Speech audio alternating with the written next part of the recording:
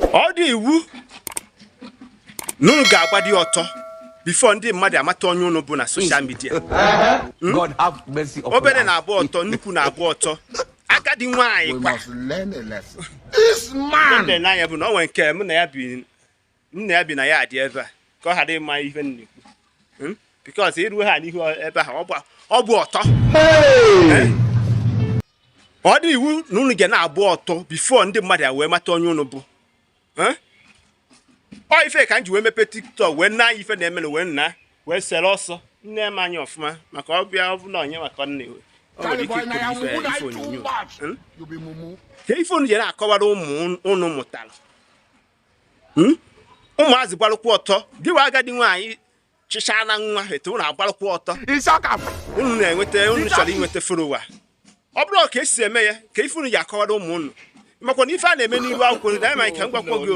iru akwụkwọ anaghị echefu unu nwere ike mee ya bụ ife che na-echefu ma aha nsagbu asaa ewebatakwara unu ife unu mekwa oge ha ewezi ike oge ha eweziri ike ike ụmụ unu mụtaziri fetezie fe afụziere ike nnefe bụ ọtọ nke ọ na-eme content ọ na-achọ ka o nwee masị felowa oge hezi ọ bụzie na nwa gị binitezie echi gbawazie ọtọ wee kwugharịa isizie na ndị iro gị akarịa olugo mgbe anyị ga-eji ire anyị wee gụọ eze anyị ọnụ na nke ikpeazụ a ịba na TikTok wee fụ ihe a na-eme na TikTok nwanne m a na-agba gị nwanne m ọkọ na mba a na-agbatọkọzie m were ọsọ gba igezie wee fetezie na ya dị ihe my neighbor na-eme dị sef nwanne m ọnụ ihe ekwunya bụ ife maka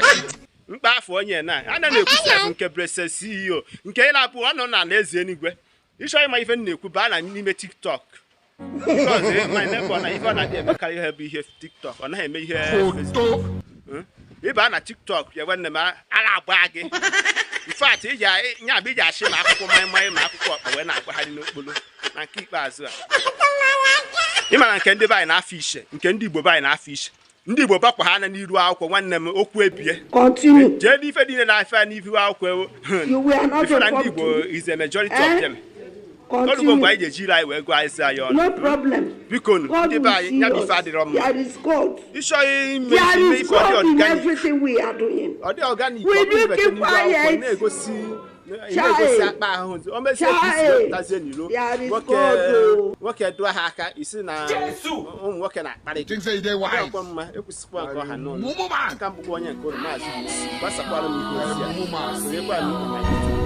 ebe anyị isi anyị